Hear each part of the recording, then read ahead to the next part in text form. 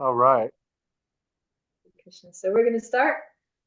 Jaya Jaya Shri Caitanya Jaya Nityananda Jaya Dvaita Chandra Jaya Gaura Bhakta Vrinda Jaya Jaya Shri Caitanya Jaya Nityananda Jaya Dvaita Chandra Jaya Gaura Bhakta Vrinda Jaya Jaya Shri Caitanya Jaya Nityananda Jaya Dvaita Chandra Jaya Gaura Bhakta Vrinda. So we are reading the Sri Chaitanya Charitamrita by Srila Krishnadas Kaviraj Goswami, translations and purports by His Divine Grace A.C. Bhaktivedanta Swami Srila Prabhupada Ki Jai. Namo Om Vishnu Padaya Krishna Prasad Vijay Srimate Bhaktivedanta Swami Nityanamane Namaste Saraswati Deve Gauravani Pacharane Nirvishesha Shunyavadi Prashita Devi Shatane Adi Leela. Chapter 7, Lord Chaitanya in 5 features. And we are starting from text 132. No, 133, because we read about Quincy Peace Op stuff. 133? Yeah. Mata Prati Sutre Sahajata Chadiya Gonata Vyakya Kare Kalpana Kariya. To prove their philosophy, the members of the Mayavad school have given up the real, easily understood meaning of the Vedic literature and introduced indirect meanings based on their imaginative powers. Therefore, unfortunately, the Shankaraj interpretation has covered almost the entire world. Therefore, there is a great need to present the original, easily understood, natural import of the Vedic literature. We have therefore begun by presenting Bhagavad Gita as it is, and we propose to present all the Vedic literature in terms of the direct meaning of its words. Jai, that was Prabhupada's plan to present all the Vedic literature as it is. Srimad Bhagavatam as it is, Vedanta Sutra as it is. Anyways, Prabhupada had limited time, but we can continue these things, and that's why we need Sanskrit scholars. Jai Sahadev. Text 134. Mate Prati Sutre Karena Dushana Shuni Chamatkara Haila Sanyasira Gana. When Sri Chaitanya Mahaprabhu sought for each and every sutra the defects in Shankaracharya's explanations, all the assembled Mayavadi sannyasis were struck with wonder. Jai. Say.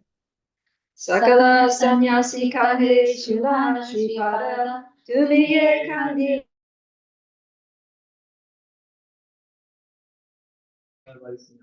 Holiness, kindly know from us that we actually have no quarrel with your refutation of these meanings, for you have given a clear understanding of the sutras. Okay, so they're being very receptive, open-minded, right? 136. Acharya kalpita artha iha sabhe jani sampradaya anurodhe tabu tahamani. Rich. Yes, one moment, please. We know that all this word jugglery springs from the imagination of Sankaracharya, and yet because we belong to his sect, we accept it, although it does not satisfy us. I wonder how many people are in that situation, where you take initiation, you're a member of some group, be it religious or otherwise, and you can see the holes through the beliefs or the whatever, the propositions that group adheres to. And yet you accept them, even though you don't really agree with them, because you belong to the group, right? Because that's your identity now. You identify with that group and you accept a lot of nonsense because, maybe there are some good things that you get from being in that group. And that's basically the way the world is, right? If you look at people, like the whole materialistic civilization, a lot of it is just a bunch of trash, right? But people know it. right? People are like, yeah, the government sucks, the this and that, consumerism is not the way to go. I hate my job.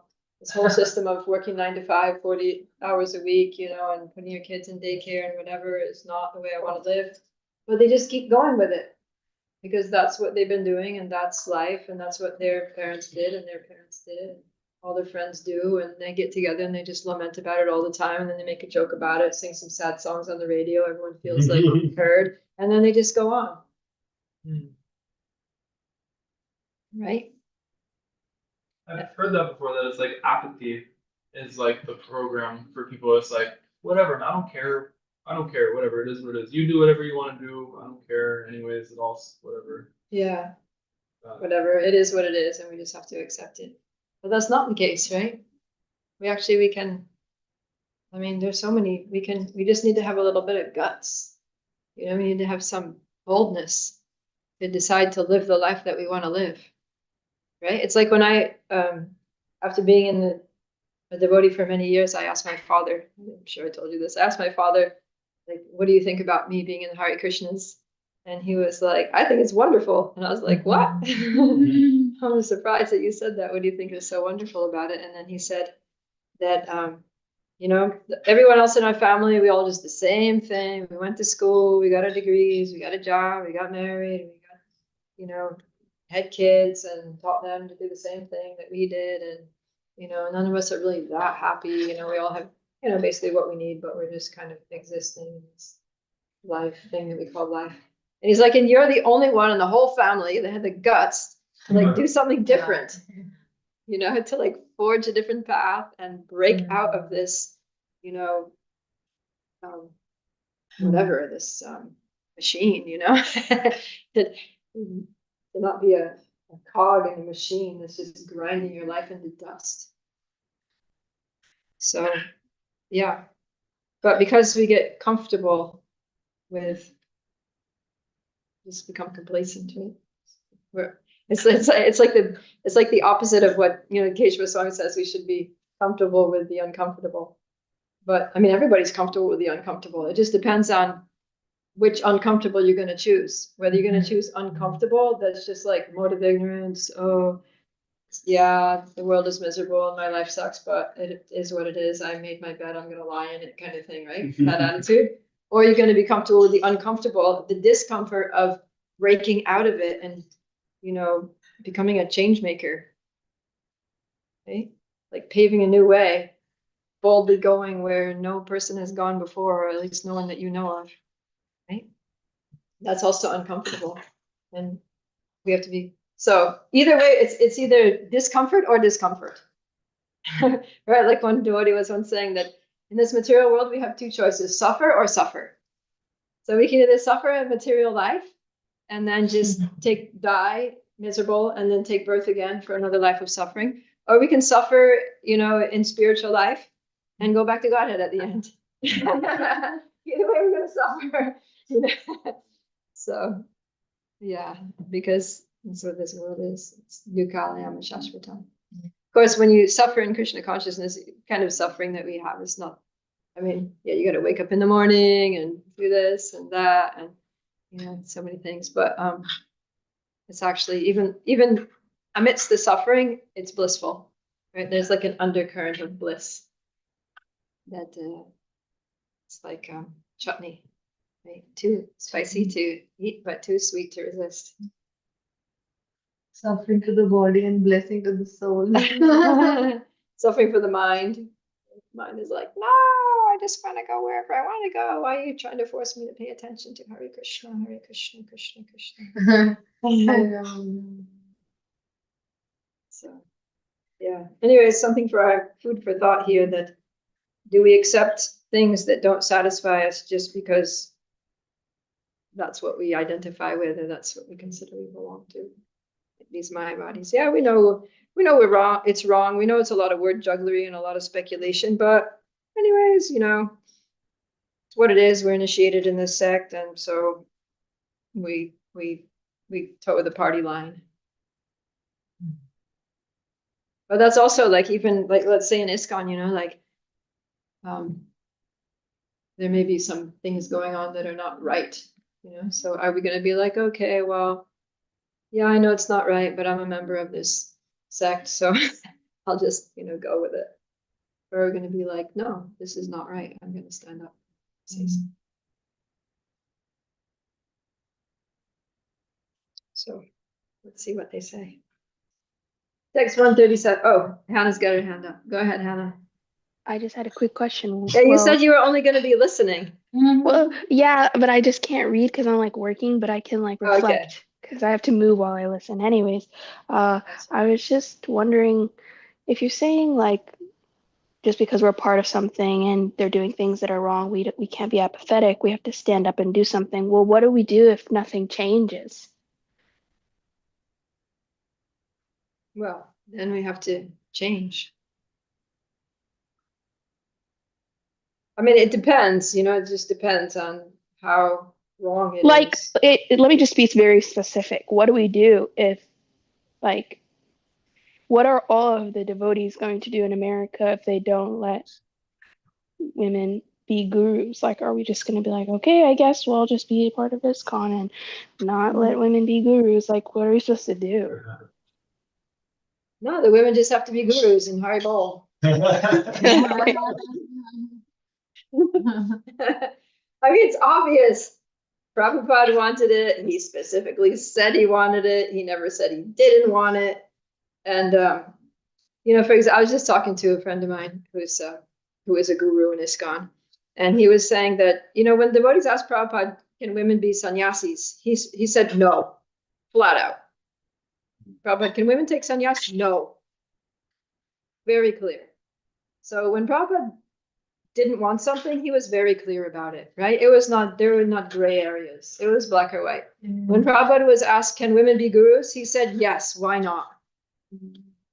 And then he was talking to Professor O'Connell, right? He said, just like in your university, there are so many professors, you have male professors, women professors. Is there some reason why a woman can't be a professor? So then why can't a woman be a guru? Because teacher, they're both teachers, right? So if Prabhupada didn't want women gurus, he would have said no, just like he said about women being sannyasis. But he never did. In fact, he said, I want all that my sons and daughters inherit this title of Bhaktivedanta and become initiating spiritual masters. So, and there's so many historical precedents. It's just really a no-brainer. So, yeah. But what will happen to ISKCON if the GBC says, okay, women can't be gurus, and then the devotees say, well, I'll become a guru anyways? Is the whole system of GBC authenticated gurus just going to collapse on the weight of itself? Good. There's only one way of finding out. Yeah. Only one way of finding out.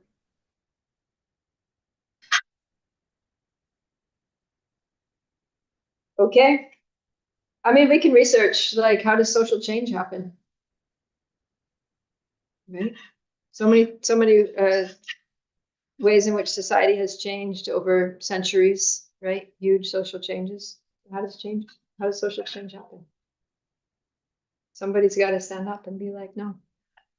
Right? Like Rosa Parks in the bus. Right? Because before they had that, there were like seats that were designated. These are for white people, these are for black people. And then Rosa Parks, she finished her day of work and she was tired and she was sitting down in an empty seat. Some white person looked at her like, you need to get up and give me your seat because I'm white. She was just like, no, I'm sitting. I am not getting up. You know, it's like one young, able-bodied person, and she was just like, I really need this seat. And then she went down in history, you know, as being like change maker, a hero. So Why do these things happen especially in a society that's main theology, like philosophy, is you're not the body? Like, why are these things happening in your transcendental vision and opinion? yeah, because not everybody has transcendental vision, and people have, false ego, and this whole material world is situated on false ego. So that's what it is. Very simple. Everybody wants to be the controller. So to be the controller means you need to subjugate others. So the more people you can subjugate, then the more you can feel like you're in control, you're superior. Until you get to the point where you think you're God. And that's when you're in big Maya. So we'll be helping them also to realize that they're not the supreme controller. You're so funny. Okay, let's go on.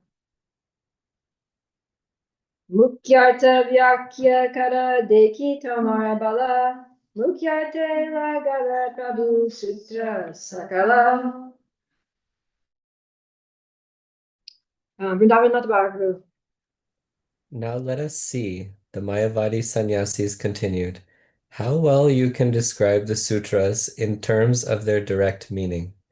Hearing this, Lord Chaitanya Mahaprabhu began his direct explanation of the Vedanta Sutra. Jai.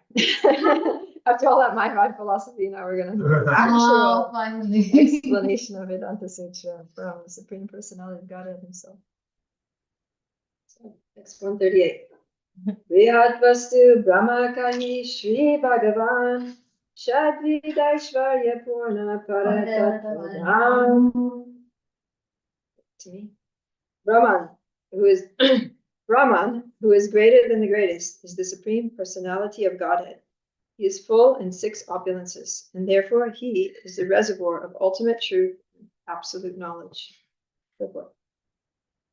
In the Srimad Bhagavatam, it is said that the absolute truth is understood in 3 phases of realization: the impersonal Brahman, the localized Paramatma, and ultimately the Supreme Personality of Godhead. The impersonal Brahman and localized Paramatma are expansions of the potency of the Supreme Personality of Godhead, who is complete in 6 opulences, namely wealth, fame, strength, beauty, knowledge, and renunciation. Since he possesses his 6 opulences, the personality of Godhead is the ultimate truth and absolute knowledge. So Lord Chaitanya comes right out with this absolute truth that you think is Brahman is actually Sri Bhagavan, possessor of 6 opulences. Okay, text 139. Swarupa Aishvarya Tanra Nahi Maya Ganda Sakala Vidyaya Bhagavan Se Sambandha. In his original form, the Supreme Personality of Godhead is full with transcendental opulences, which are free from the contamination of the material world. It is to be understood that in all Vedic literature, the Supreme Personality of Godhead is the ultimate goal. So here he's saying that this person, Supreme Personality of Godhead, is not an ordinary person. So there's a distinction that he's full of all the 6 opulences, and 2, free from the contamination of the material world. Nahi Maya Ganda. Ganda means smell, right? So it's like not even a whiff, not even a whiff of Maya. So this personality, Swarupa Aishvarya, in his original form, opulent form, full of transcendental opulences, is not even a whiff of Maya. So the Mayavadis, they think that when the Lord takes on a form, then that form is Maya. So he's saying that this person is the supreme person. He's Brahman. He has a form. That form is not Maya. Okay. Let's go on to 140. Tanre nirvishesha kahi chichakti namani Arda Swarupa namani le purnatahaya hani. When we speak of the Supreme as impersonal, we deny his spiritual potencies. Logically, if you accept half of the truth, you cannot understand the whole. But in the Upanishad, it is said, Om Purnam Adapurnam Idam Purnat Purnam Udachyate. Purnasya Purnam Adaya Purnam Ivasichyate. This verse, which is mentioned in the Ishopanishad, Brihat Aranyaka Upanishad, and many other Upanishads, indicates that the Supreme Personality of Godhead is full in six opulences. His position is unique, for he possesses all riches, strength, influence, beauty, knowledge, and renunciation. Brahman means the greatest, but the Supreme Personality of Godhead is greater than the greatest, thus as the sun globe is greater than the sunshine, which is all prevailing in the universe. Although the sunshine that spreads all over the universe appears very great to the less knowledgeable, greater than the sunshine is the sun itself, and the greater than the sun is the sun god. Similarly, impersonal Brahman is not the greatest, although it appears to be so. Impersonal Brahman is only the bodily effulgence of the Supreme Personality of Godhead, but the transcendental form of the Lord is greater than both the impersonal Brahman and the localized Paramatma. Therefore, whenever the word Brahman is used in the Vedic literature, it is understood to refer to the Supreme Personality of Godhead. In the Bhagavad Gita, the Lord is also addressed as Para Brahman. Mayavadis and others sometimes misunderstand Brahman because every living entity is also Brahman. Therefore, Krishna is referred to as Para Brahman, the Supreme Brahman. In the Vedic literature, whenever the words Brahman or Para Brahman are used, they are to be understood to refer to the Supreme Personality of Godhead, Krishna. This is their real meaning. Since the entire Vedic literature deals with the subject of Brahman, Krishna is therefore the ultimate goal of Vedic understanding. The impersonal Brahma Jyoti rests on the personal form of the Lord. Therefore, although the impersonal effulgence, the Brahma Jyoti is the first realization, one must enter into it, as mentioned in the Ishopanishad, to find the Supreme Person, and then one's knowledge is perfect. The Bhagavad Gita, chapter 7, text 19, also then one's knowledge is perfect.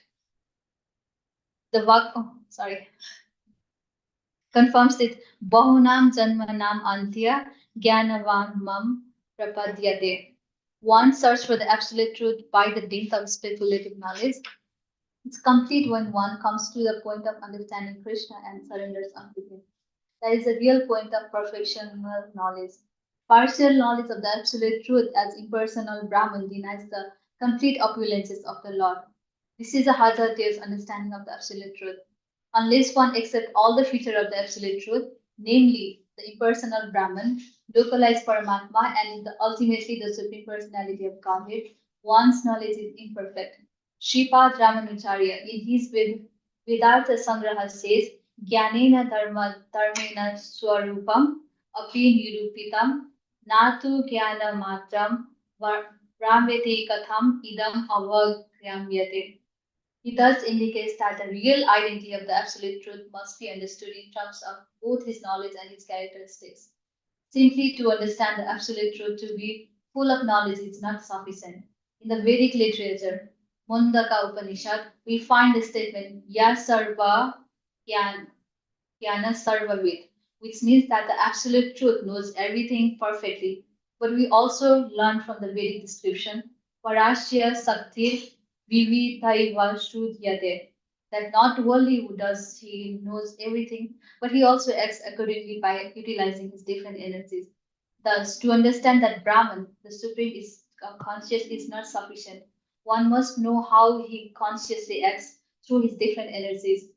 Mayavad philosophy simply informs us of the consciousness of the absolute truth, but does not give us the information of how he acts with consciousness. That is the defect of that philosophy. Yeah, so it's a partial understanding. What Caitanya is saying, that you have half the truth. If you accept only half the truth, you can't understand the whole. So half the truth is that, yeah, that there is a spiritual something out there that is conscious. Right?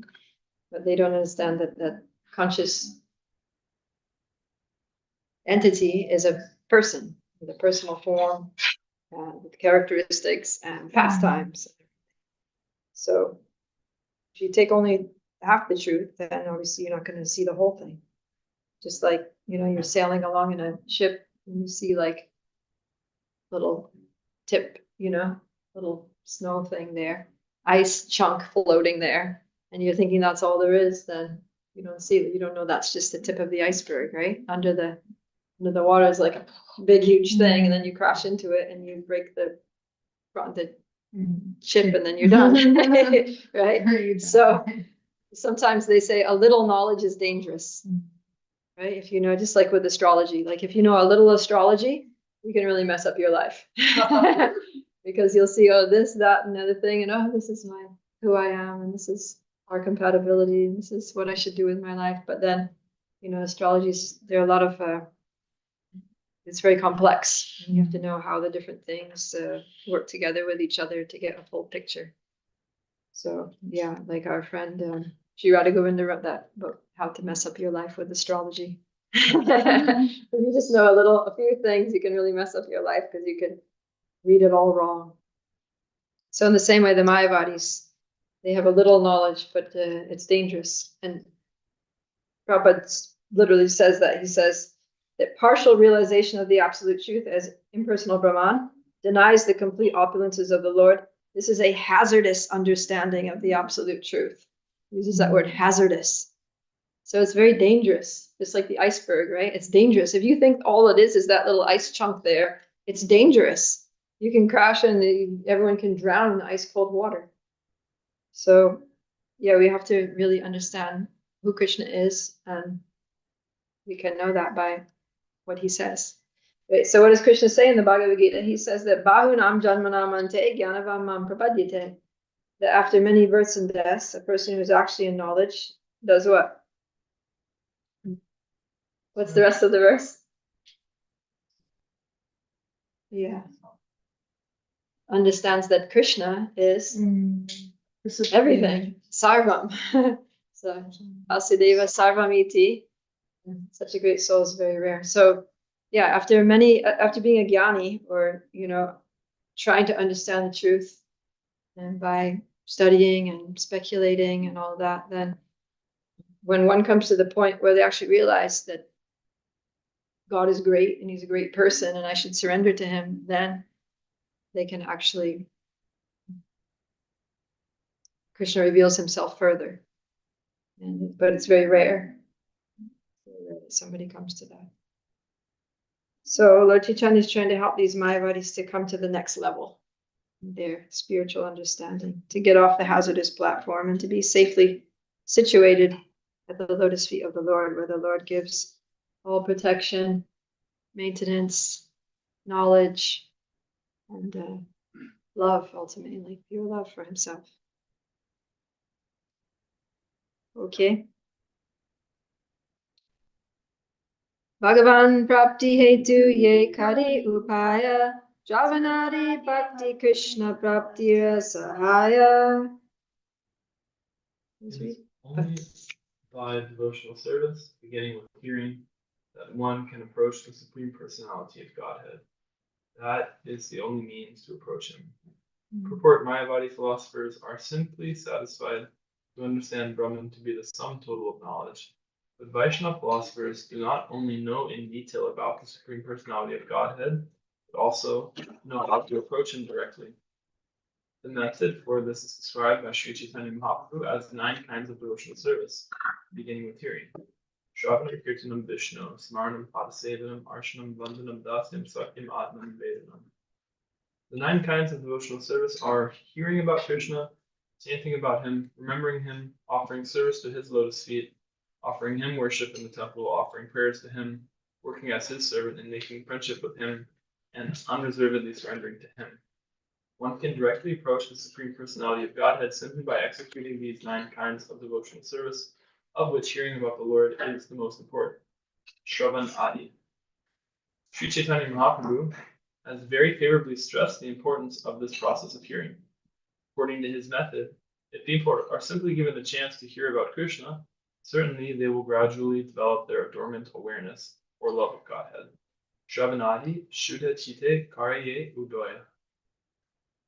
The love of God is dormant in everyone, and if one is given a chance to hear about the Lord, certainly that love develops. Our Krishna consciousness movement acts on this principle. We simply give people the chance to hear about the Supreme Personality of Godhead and to give them prasadam to eat. And the actual result is that all over the world people are responding to this process and becoming pure devotees of Lord Krishna. We have opened hundreds of centers all over the world just to give people in general a chance to hear about Krishna and accept Krishna's prasadam. These two processes can be accepted by anyone, even a child. It doesn't matter whether one is poor or rich, learned or foolish, black or white, old or still a child. Anyone who simply hears about the Supreme Personality of Godhead and takes prasadam is certainly elevated to the transcendental position of devotional service. Yeah. So, yeah, stressing the importance of hearing, right? Only by devotional service can we approach Krishna, and specifically Shravanadi, and Adi, beginning with hearing. So Prabhupada's saying that we opened all these centers just to give people a chance to hear about Krishna. And if people are simply given a chance to hear about Krishna, then their dormant love for Krishna will awaken. So that's what we're doing here right now, is we're trying to hear about Krishna, right? Coming together every day to hear something about Krishna, about Lord Caitanya, who is Krishna.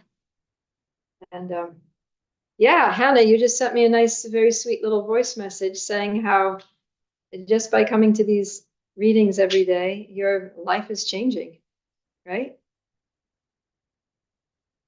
Yeah, it's true. In just a short amount of time, I feel so much happier. You know, at first, whenever you said you were going to do these classes, I was like, every day, can I commit to every day?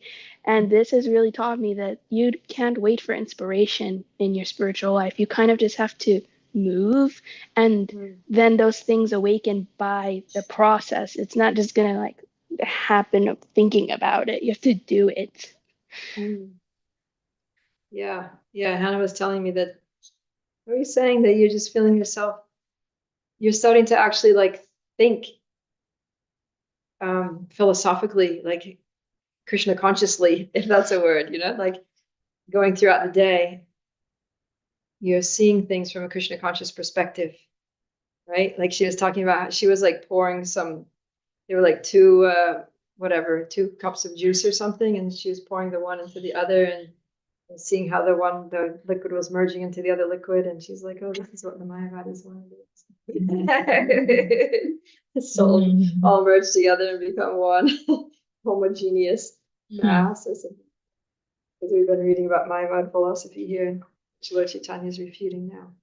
But yeah, it's nice. You hear and it starts to stick with you, and you start to see examples in the world, and later you can use those examples when you talk to people. Yeah. Did you want to say something else, Hannah? You had your hand up before I put you on the spot there. Yeah, I just had a question. When in that paragraph we read that one of the methods of devotional service is developing a friendship with the Lord. So I was wondering, how do you develop a friendship with Krishna? Because that sounds nice. Yeah, same way you develop a friendship with anyone. You spend time with them. You ask them questions about themselves. You learn more about them. You do things together. You find out what the person likes and you do those things, right? You offer them things that they like. You do things that they like. In the Nectar Devotion, Prabhupada says that one of the main things, because there's a process of devotional service called sakyam. That's what you're referring to, right? Serving the Lord in friendship. So in Nectar Devotion, when Prabhupada's commenting on that, he says that devotees who spread Krishna consciousness, who share the message of Krishna with others, are doing sakyam. They're serving Krishna as a friend, because a friend who knows the heart of the person, you know the person very well, that you know what their hopes and dreams are, you know what they want to achieve, and you help them, right? You help them fulfill their dreams, right? You help them achieve their goals in life. So Krishna has a mission, and that is Lord Chaitanya's mission, right? To spread the holy names to every town and village, to give everyone the opportunity to come to Krishna consciousness, to bring all the fallen souls out of material suffering and back home, back to Godhead for the life of eternity, knowledge, and bliss in the loving service of the Lord and his associates. And yeah, so if we help him to do that, then we are serving as his friends. That's what Prabhupada says there. Sweet, right? Yeah, Sade. What's the reference for that? It's in Nectar Devotion. You find it. There's it's under a heading, something like devotional service and friendship or something. Wow.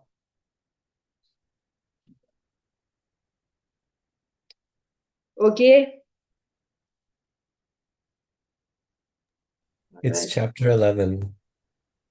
You found it? Yeah, chapter 11. Devotional service and friendship. There we go. Rich, how are you feeling coming to these readings? You've been really steady now for the past few weeks, right? Are you feeling a difference? Thank you, Prabhupada Priya. Yes, I try to come to them whenever I don't have work scheduled at this time, and I'm very enthusiastic to be here. And thank you for your great classes every day. Don't thank me, I'm not doing anything. I'm just reading. How about you, Pragati, Aruna?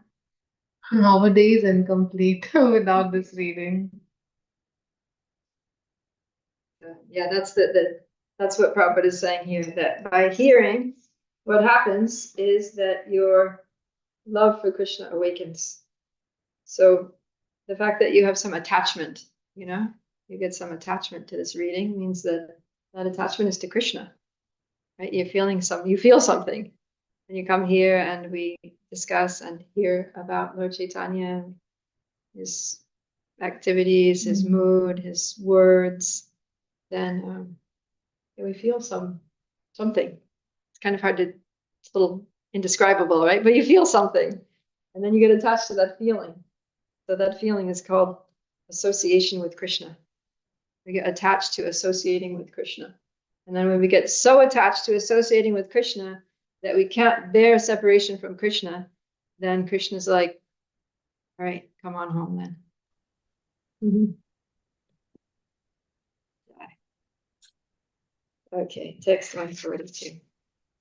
Se sarva vedera abhideya nama sadhana bhakti haite haya premera udgama. There we go. By practicing this regulated devotional service under the direction of the spiritual master, certainly one awakens his dormant love of Godhead. This process is called abhideya. By the practice of devotional service, beginning with hearing and chanting, the impure heart of a conditioned soul is purified, and thus he can understand his eternal relationship to the Supreme Personality of Godhead. That eternal relationship is described by Sri Caitanya Mahaprabhu, Jivara Swarupahaya Krishna Nityadas. The living entity is an eternal servitor of the Supreme Personality of Godhead. When one is convinced about this relationship, which is called sambandha, he then acts accordingly. That is called abhideya. The next step is prayojana siddhi, or fulfillment of the ultimate goal of one's life. If one can understand his relationship with the Supreme Personality of Godhead and act accordingly, automatically his mission in life is fulfilled. The Mayavadi philosophers miss even the first stage in self-realization because they have no conception of God's being personal. He is the master of all, and he is the only person who can accept the service of all living entities. But since this knowledge is lacking in Mayavad philosophy, Mayavadis do not have knowledge even of their relationship with God. They wrongly think that everyone is God, or that everyone is equal to God. Therefore, since the real position of the living entity is not clear to them, how can they advance further? Although they are very much puffed up at being liberated, Mayavadi philosophers very shortly fall down again to material activities due to their neglecting the lotus feet of the Lord. That is called patantyatha. Ye ravindaksha vimuktamaninas tvayastabhavada vishuddha buddhaya aruha kritrena param padam tata patantyatho nadrita yushparangraya. Here it is said that persons who think themselves liberated but do not execute devotional service, not knowing their relationship with the Lord, are certainly misled. One must know his relationship with the Lord and act accordingly. Then the fulfillment of his life's mission will be possible. Yeah, so Lord Chaitanya is going through Sambandha, Abhideya, and Prayojana. Back in 139, it says, the second line is Sakala Vedirahaya Bhagavan Se Sambandha. So Sambandha starts with knowing who the Lord is. He's the Supreme Person, possessing all opulences, free from even a whiff of contamination, and that he's the ultimate goal. And then, if we accept that the Lord is the Supreme Person, then our relationship is kind of a no-brainer, right? There's a Supreme Person, I'm a little person, and I need help. And he's our shelter. Right? So we go to take shelter of the Lord, and we serve the Lord, and we come under his loving care. And so we become established there in our relationship. And the next thing is then Abhideya means what do you do? So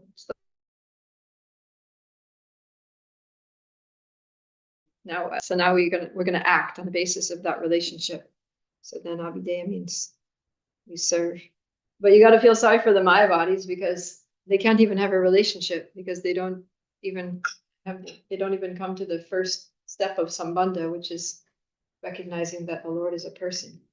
Because you can't have a relationship with an energy, a light, there's Brahman.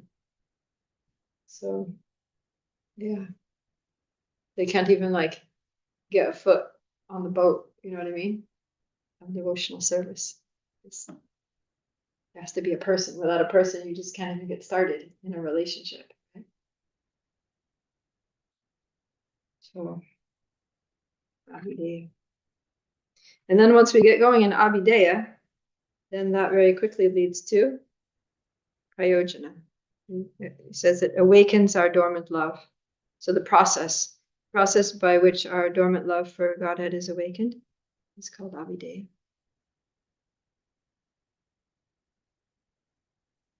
Any thoughts? I tried to explain that to my sister one time that you can't have a relationship with energy. And she was like, of course you can. It's like, okay, what do you mean? She said, well, I have relationships with numbers because they reoccur in my life. I like see them reoccurring in my life. I'm like, okay. Aribo, I guess. This chair, I'm sitting on it, but it's like the chair is not reciprocating with me. Yeah. We're not having a conversation. It doesn't understand how I'm feeling. Like we're not really interacting very personally. She was considering, I guess, relationship doesn't mean it has to be personal. But yeah, it was like years ago I tried telling her about her personal form of God. She was like, well, that's nice, but the universe and energy and stuff like that. So Yeah. I think a lot of these people that they're into the universe, the way they talk about it is like as if it was a person. Yeah. Like the universe hears me, the universe knows me, the universe is facilitating my desires, like as if it was a person. So what do they do is, because to have, understanding and reciprocation and empathy and things, it's like you need a person. So then they just kind of like take something that's not a person and they give it personal attributes. And then as soon as they ascribe those personal attributes to it, then they have a relationship. But it's not a real relationship because the universe is not, according to who's that person that was giving the first talks about the universe? Yuridari. Yeah, he was saying that the universe actually is a person. Of course, there's universal form of Krishna. Anyways, it's a start, right? You can just encourage them that it's a start. Okay, if the universe is reciprocating with you, go talk to the universe. Because at least there's an acknowledgement. It's almost like despite themselves, they're acknowledging that there's God. They're just not calling it that. Yeah. They're acknowledging a higher power that is controlling things in their lives in a beneficial way. Just basically God, but they just don't want to call it that. It's even personal. It's not that because it has empathy. It has Yeah, control, exactly. It has reciprocation. Yeah. They just don't like calling it God. Yeah, they just don't want to use the word. We think it's something different, but it actually is the same. Yeah, and they also don't want to think of it in terms of like having like a human-esque form or something, because then that becomes like they think it becomes limiting. And then if God seems too human, then it becomes a little scary because humans sometimes do dumb things. Because they think that human beings, to err is human. So if God is human, even if it's just his form that's human, that will somehow make him suspicious. Some doubts that maybe he's going to made a mistake or something. Someone said, sorry. No, you can. It's a quote from I think it was Mark Twain. I'm not sure though. He said that I think God overestimated his ability when he created man. Oh my God. Overestimated his ability. Yeah, when he created. I mean that humans didn't come out so well. Yeah. He was hoping that we were capable of doing a lot more than we're actually doing. That's a very, paradoxical statement. Yeah, I mean, a lot of people are just not as humans, right? Prabhupada talks about that people are misusing the opportunity of the human form of life.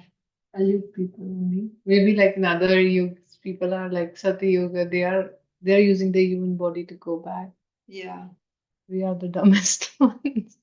Yeah, it's like you have a diamond and you're just using it to crack nuts or something, right? That's what you have a human form of life which you can use to liberate yourself from the cycle of birth and death and reestablish your loving relationship with God, and you're just eating, sleeping, mating, and defending like any cockroach does. So yeah. Or you have like the latest iPhone and you're just using it for an alarm clock or something. That's what it is. Camera.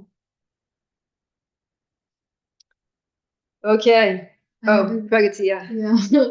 So I was thinking, like sometimes you This is kind of fun. I feel kind of scholarly doing this. All right, let's get back to the detective mode. I was thinking that, like, when you try to establish relationship with Krishna, like the Sambandha, and then you're doing, but like when you are not capable of, even if Krishna is reciprocating, you're not able to listen or interpret what's going on, or if Krishna tests you, and then your confidence or in that relationship goes little down, that, oh, even is it Krishna listening to me? Am I on the right position? So, like, what would be the step to establish that sambandha in very initial stages, like, when we are just establishing the relationship? So you're saying that Krishna is reciprocating, but you're not. Yeah, like maybe sometimes Krishna is reciprocating, like when we do not get answers, or when we are stuck, or you know like the tips to establish that relationship, like the firm relationship with Krishna.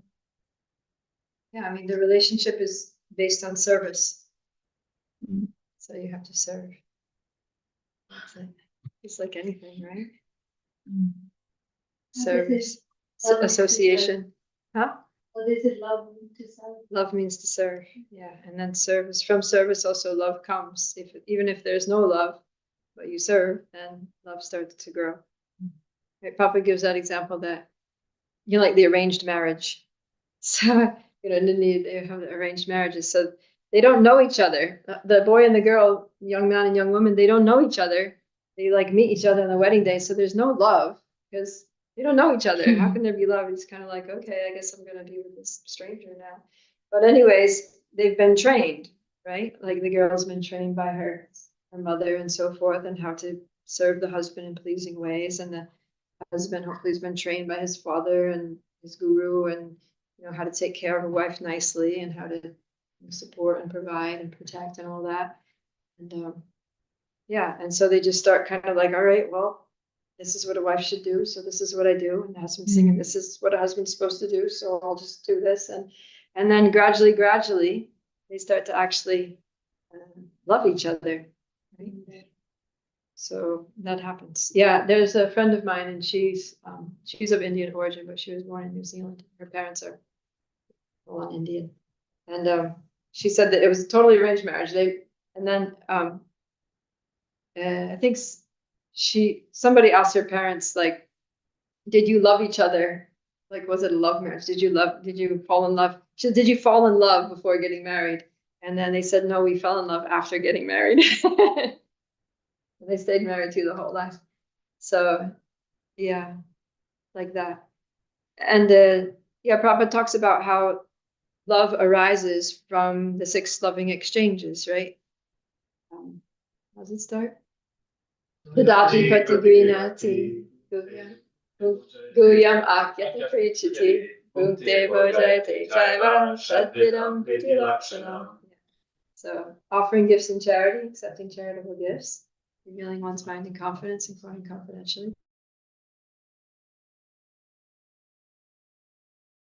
Sometimes if we see any, if a boy likes a girl likes a boy, what do they start doing? Offering gifts, right? Like the boy shows up with, roses, box of chocolates, right? And the girl, she'll give him some like, homemade something or some new socks if she sees he's going around with holes in his socks or, something like that, right? Some gift. And then, inquiring confidentially. So then they talk, right? He goes and hi, how are you? Where are you from? What's whatever.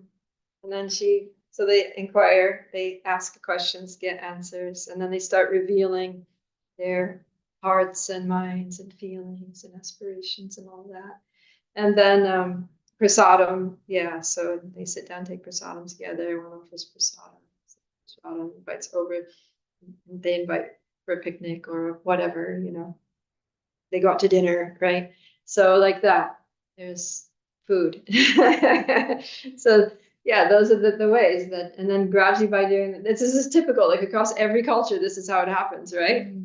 There's some gifts, there's some food, there's revealing the mind, sharing the heart, and that's how love grows. That's how the relationship grows. So the same thing with Krishna. That this is how so I was saying, how do we become a friend of Krishna? By serving his mission. And this is how we develop our love for Krishna, is by engaging these 6 loving exchanges, not just with the devotees, but also with Krishna. But when we do them with the devotees, then love for Krishna also arises because Krishna is pleased that we're loving his devotees. And then he gives his mercy to us, right? So that our love can awaken. But we can also we do these with Krishna, right? We offer gifts to Krishna, give donations, or we bring things, flowers, fruit, whatever. And we reveal our mind. We go in front of the deity and express our doubts and our worries and our joys and our concerns and our appreciations and our gratitudes. And Krishna also speaks in different ways to us. And then we offer food to Krishna and we eat the prasadam that he offers back to us. Right? So engaging with the 6 loving exchanges also with Krishna. And then love arises. So this is abhideya. This is all abhideya, the activities which bring forth love. Hannah. This made me reflect on something that I heard once in a lecture. A sannyasi was asked a question by someone brand new, like, what if at the end of your life, after all the things you've done, you die and realize all of this was fake, like none of it was real, and everything that you thought about Krishna consciousness being absolute truth was false? He said, you know what? This is like, and it was so profound the way he said it. He was like, this has brought me so much joy and comfort in my life that even if it was, I would do it all over again. So sometimes, like, when I'm praying to Krishna, I don't know if he's listening to me, and I'm not very advanced. I don't know if he's hearing me. And sometimes I might think I'm getting some insight back from Krishna, but I'm not sure. But I always remember that, like, well, if it is, then it makes me feel happier and it makes me feel better, and I'm just gonna have faith in the process, and I just kind of go on like that. I think even Prabhupada said that. Then he said that even if Krishna is not God, of course Krishna is God, but Prabhupada said that even if Krishna wasn't God, this is still the best life. Right? It's a very blissful life, Krishna consciousness. Hare Krishna, Kirtan, nice devotees, best association, best prasadam, best communities, best philosophy, most beautiful God in the whole 3 worlds. Very attractive pastimes to hear about. You know, you go on pilgrimage, you visit temples, big, huge worldwide family, and you got this mantra that you can chant, even if it's totally meaningless, somehow it makes you feel good. The harm, it's still the best life. So, fortunately, we have good reason to believe that Krishna is God and that this is real, and the mantra is actually a transcendental sound vibration. It does have a lot of deep meaning. And yeah, what we're feeling is not false, right? We're not imagining it. And that becomes more and more clear and tangible as we go on. Okay. Ooh, we have 4 minutes. Let's see. Yeah, and he's saying here that the problem with the impersonalists is that they fall down. So, yeah.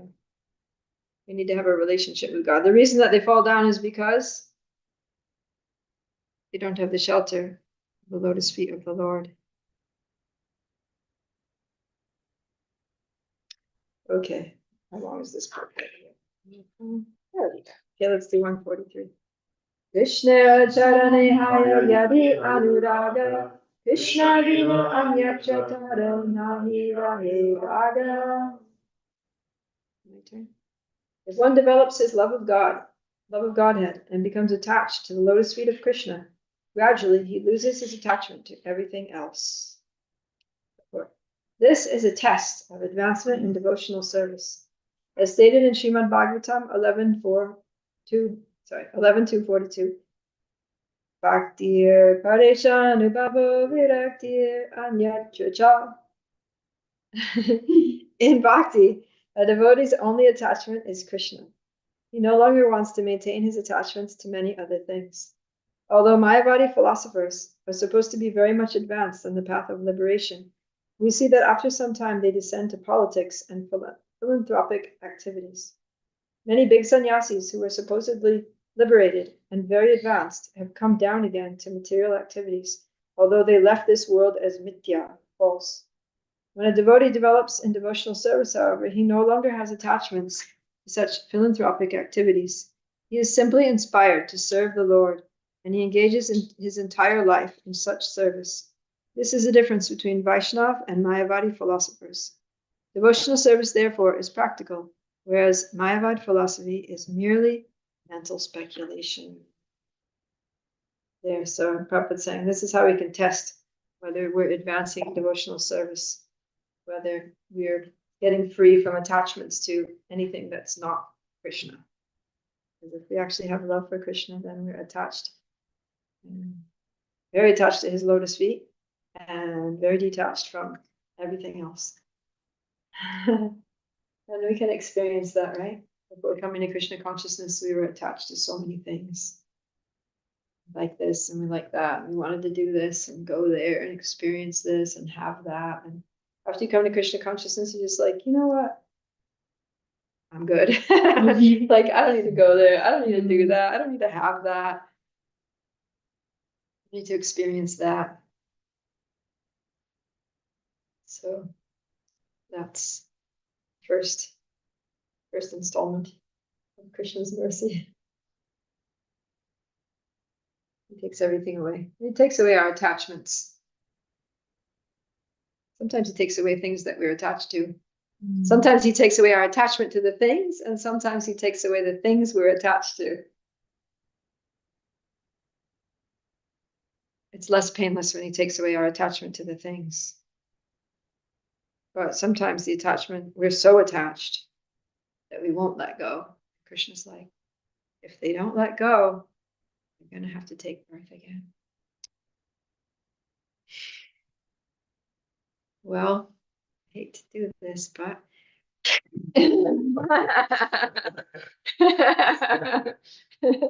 sorry, I had to. I did it out of love. I did it because I didn't want you to see you suffer through another whole lifetime.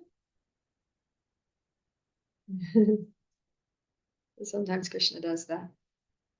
Oh, it's all good. And it may be painful while he's doing it, but we see afterwards that it was the best. Like, Thank you, Krishna. Hannah. Last reflection or question. Well, earlier we were hearing that, if you're like suffering and you're going to suffer in the material world and then have to take birth again. But sometimes you suffer in devotional service and then go back to Godhead at the end of your life. But I was confused by that because yesterday we heard that you can be chanting Hare Krishna and be thinking, Hare Krishna, I want a lot of money. So is it not consciousness that matters more? Or what is it? Is it the process? Is it the consciousness? It's everything. We have to follow the process and we have to do it consciously. And yeah, with some detachment. And a lot of sincerity and a lot of prayer. A lot of good association. And a very open heart and mind. So then wouldn't it be that you don't really suffer in devotional service? Like, would you say that if somebody is like, quote unquote, suffering in devotional service, then they wouldn't go back to Godhead because they're not in the right consciousness? I mean, you suffer, but it's not the way, you don't suffer the way materialists suffer. But it's not like it's, always going to be a bowl full of cherries in Krishna consciousness. Like we got a lot of anarthas that need to get removed. And it's like, it's not so fun. Just like I had these cataracts and had to go in there and someone chopped my eye up. Arjuna took me yesterday, and then he said that when I came out, he was waiting for me because he had to drive me home. When I came out, he said it was like my eye was just like red. Like it was just like red with a black dot in the middle. It was just totally. Did you take a picture? I wished he did. I was like out of it. I didn't even know. I said you should have taken a picture. He said, "Oh, but you were just so like out of it. I didn't want to like be like smile." But he said he took one look at my eye and he like freaked out. He was like, "Oh my God, something out of a nightmare." By the time I actually got around to looking in the mirror, it was like mainly cleared up. But he said it was pretty gruesome. So yeah, I mean, we have to get those anarthas out, and it's like Krishna's got to do a little bit of open heart surgery. So it's not always pleasant getting these things out, but afterwards it's clear and it's all good. We heal. But it's all like it's for the better, It's for the better. It's not just useless suffering, right? Like if there's a surgeon who's cutting my eye to like get out the cataracts and put in a nice little lens so that I can have 20/20 vision, then that's great. That's an improvement. But if it's some thug on the street that pulls a knife on me and stabs me in the eye, then that's just suffering. That's just like purposeless, pointless suffering. So the suffering in the material world is more like the thug who just stabs a knife in your eye. And the suffering in Krishna consciousness is like the surgeon. He's very experienced, knows exactly what he's doing. It's a tiny little incision, does some very delicate technique, and you can see. But if we don't surrender to the surgery, then we're going to stay with our materialistic vision, a clouded vision, or illusion. So sometimes, some things need to get removed that are blocking us from actually understanding who we are, understanding what our priorities are in this lifetime, what the goal of life is, how to get there.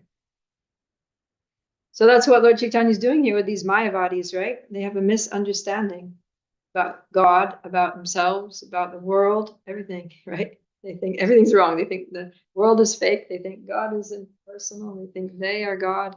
It's like all wrong. And so Lord Chaitanya is doing some open heart surgery on them philosophically, right? And they're taking it, like they're not running away. And by the end, they're going to come to a bit of clear understanding. But it's probably not easy for them, These are sannyasis. They're like, they're like the leaders of society, and they're basically being told, you guys are ignorant. And it's not easy for them to just sit there and swallow it. They're being very polite and stuff, but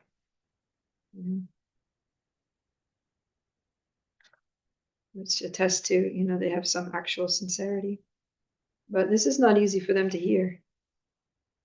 It's a little painful. Yeah. I was thinking, this reminded me of one of our conversation after the class when we were saying that all the attachments in this material world are actually suffering because with this attachment we get expectation and then they are not fulfilled and then it's they are temporary. Like there were a lot of things we were discussing and at the end it is all suffering. So it's better that Krishna take away those attachment and make us like make our focus only on Krishna. Yeah, I mean, we all have these big blockages, that are impeding our relationship with Krishna and all that. And actually, I was talking to Irmala about, I was just in North Carolina with Irmala Prabhu. We were talking about this, like, sometimes you feel like you're just like on the cusp of coming to like a deeper realization, but there's like a block there. Like it's almost like you can just feel it and it's like frustrating. You want to like, and so what are the blockages? There are internal things, right? It's not like some external thing. There's nothing that can externally block our spiritual advancement, but it's like our own internal obstacles. So I said, I wish somebody could just come down and just tell me what they are, and just like, and she said that nobody can do that. She said, only Krishna. It was interesting. She said, no one can do that because if somebody tells you, you're not going to accept it. You're just going to resent the person. That's how we are. So, but if we're sincere and we pray to Krishna, we sincerely pray to Krishna to reveal those things, then Krishna will make it known in ways that we will have to face it, have to come to terms with it. So, but she said, be careful because when Krishna shows you, you might not. It might be very jolting. Yeah. What about the guru? What is the role of the guru if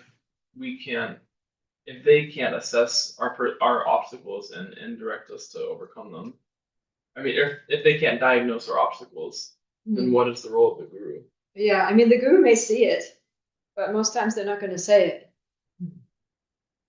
It's kind of like, when you're talking about like with career Dharma coaching, if you just come along and say like, all right, you're, in this field, this kind of work, everyone's going to be like, who are you to tell me? Right? So then the idea is that you have to just talk to the person and get them to realize themselves, what their nature is. It's just kind of the nature of the beast, we don't like being told. So the role of the guru is to engage us in the process, which purifies our heart to bring us to the point where we can actually see for ourselves. To put us, we engage in the process to the extent that we develop enough attachment to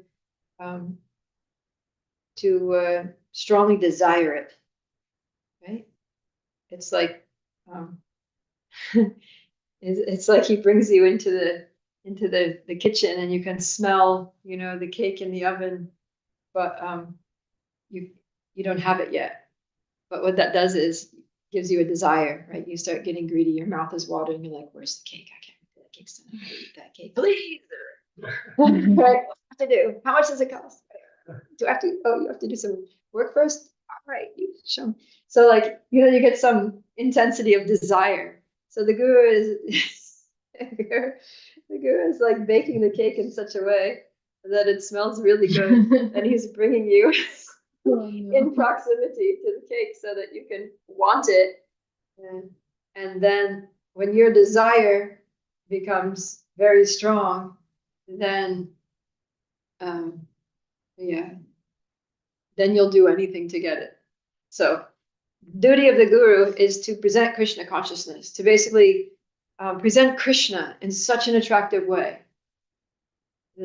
This is Krishna, right? His name, his form, his qualities, his pastimes, his abode. the spiritual world in such a way that it's like that cake, you know, like I want to know that person. I want to go there. I want to be a part of this. You know, I want to live in reality, you know, and also contrasting it with the nature of this material world. The material world is full of, you know, all the things that it's full of. We go into it, but yeah, to attract you, and then also to engage you in the process that purifies you, that brings you closer, closer, closer, so that you can actually appreciate, right? Because if somebody's just really conditioned and haven't contaminated, you just, even if you talk to them about Krishna, they're going to be like, whatever, next topic, you know, they're not interested. So you have to, on the one hand, the guru is engaging in the process to purify yourself so that you will be naturally attracted, because the soul is naturally attracted to Krishna. It's a matter of, you know, purifying.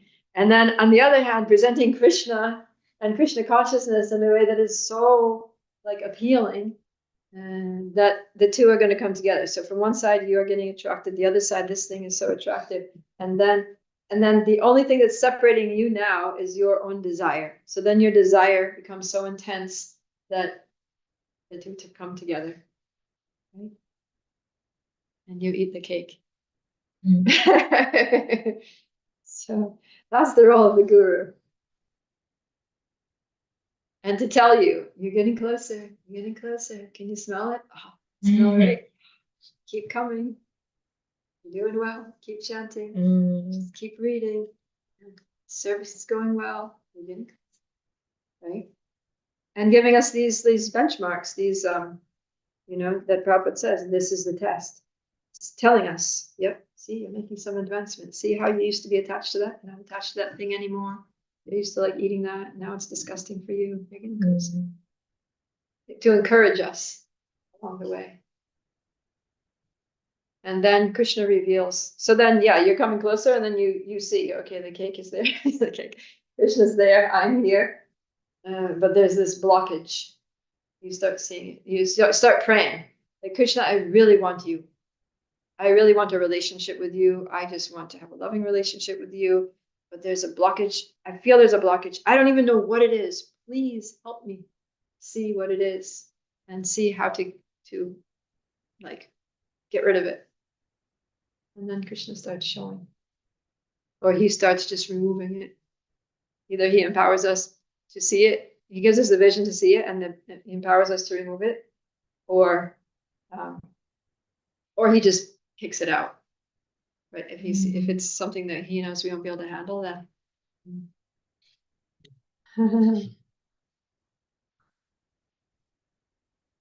Yeah.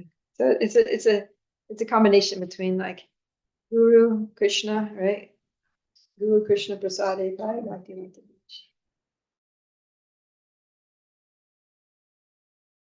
And all of our gurus and sadhus and shastras, and we have to be a willing participant.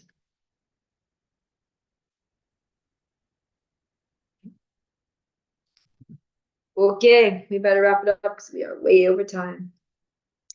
Shri Caitanya Charitamrita ki jai. Shri Krishna Kaviraj Goswami ki jai. Prabhupada ki